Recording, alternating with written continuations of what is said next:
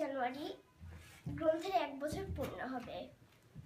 এই সারা বছরে আমি গ্রন্থ থেকে অনেক বই নামিয়েছি, পড়েছি, আমার খুবই ভালো লেগেছে।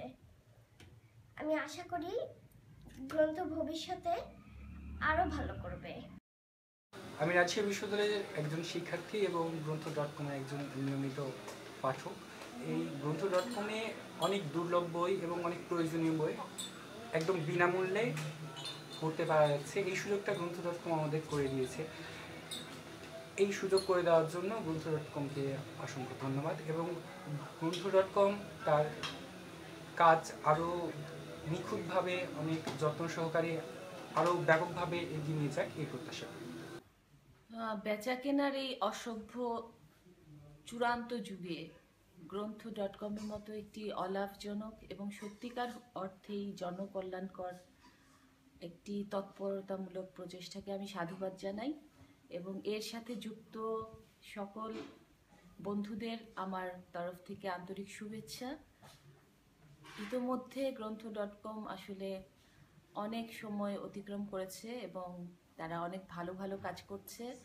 আমি অনেকের ক্ষেত্রেই শুনি, শুধু বিশ্ববিদ্যালয় পরিসরে না, তার বাইরেও আমি অনেক ছেলেমেয়েদেরকে দেখি এবং বয়স্কদের দেখি যে তারা সহজেই অনায়াসেই যে বইগুলো কিনে পড়া সুযোগ নেই কিংবা সম্ভব হচ্ছে না, সেগুলো তারা গ্রন্থ.com থেকে পড়তে পারছেন এবং বিনামূল্যে এটা করতে পারার জন্য বিনামূল্যে বই পড়তে পারার আনন্দ পেতে পারছেন সকল শিশু, কিশোর, বয়স্করা। এটা একটা বিশাল কাজের ব্যাপার। ফলে এই কাজের সাথে যারা যুক্ত আছেন আমি তাদের জন্য আমার অনেক শুভকামনা রইল। আমি গ্রন্থ.com-এর আসলে উত্তরোত্তর সমৃদ্ধি কামনা করছি এবং গ্রন্থ.com আরও সমৃদ্ধ হয়ে উঠুক, এগিয়ে যাক, এটাই আমি চাই। গ্রন্থ একটা অসাধারণ উদ্যোগ। এটা অনেক মানুষ মিলে স্বেচ্ছাশ্রমে একসাথে শেয়ারিংয়ের যে কাজটা চলছে, এটা অসাধারণ। ভাষার তো কোনো আসলে কপিরাইট নাই, থাকতে পারে না। অক্ষরের কোনো কপিরাইট নাই, থাকতে পারে না। একই কারণেই জ্ঞানের এবং বইয়েরও কপিরাইট রীতিমতো অনৈতিক।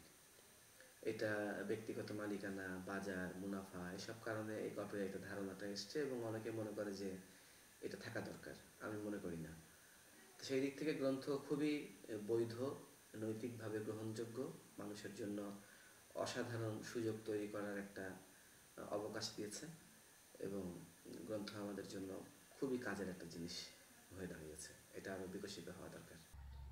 শুরু থেকেই আমি গ্রন্থ.com-এ ঘোরতর সমর্থক, কারণ আমি মনে করি জ্ঞান উন্মুক্ত হওয়া উচিত। আমাদের যে জ্ঞানের ইতিহাস, সেই ইতিহাস আমাদেরকে বলে যে শুরু থেকেই জ্ঞানের সাথে ক্ষমতা সম্পর্ক জড়িয়ে গেছে। এই ক্ষমতা সম্পর্কটা ইতিহাসে ঘুরতে ঘুরতে ঘুরতে একটা সময় এসে এটা অনেক পুরনো একটা দ্বন্দ্ব, যে জ্ঞান কি মুক্ত হওয়া উচিত নাকি জ্ঞানের অধিকার সবসময় সীমিত সীমাবদ্ধ মানুষের কাছেই থাকবে। তো জ্ঞানের ক্ষেত্রে প্রযুক্তি একটা বড় ব্যাপার ছিল। মুদ্রণ প্রযুক্তি থেকে শুরু করে যখনই জ্ঞান ব্যাপকভাবে প্রচার করবার বন্দোবস্ত হলো প্রযুক্তিগত উৎসের কারণে, কাগজের আবিষ্কার, লেখন পদ্ধতির আবিষ্কার, ছাপাখানার আবিষ্কার, এই সব কিছুর মধ্য দিয়ে তখন জ্ঞান মানুষের কাছে সহজলভ্য হয়ে ওঠার শর্ত তৈরি হলো। কিন্তু তারপরেও দেখা যাচ্ছে যে এই জ্ঞানের সাথে ক্ষমতার যে সম্পর্ক, সেই সম্পর্ক সবসময় একটা বাজারি নিয়মে একটা একটা চক্রের মধ্যে আটকে থাকে।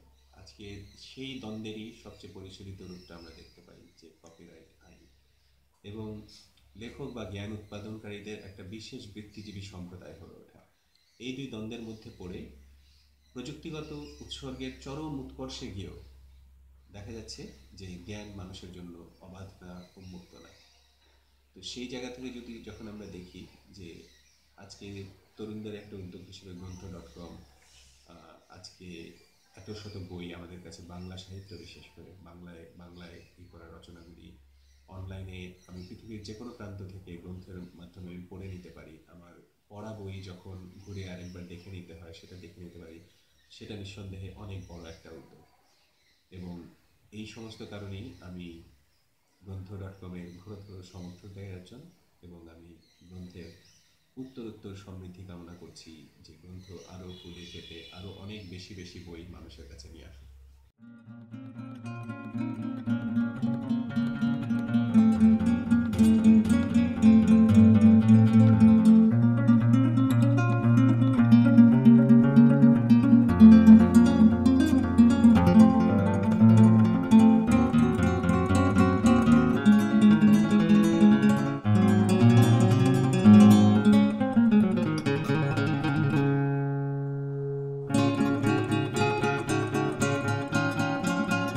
ধন্যবাদ।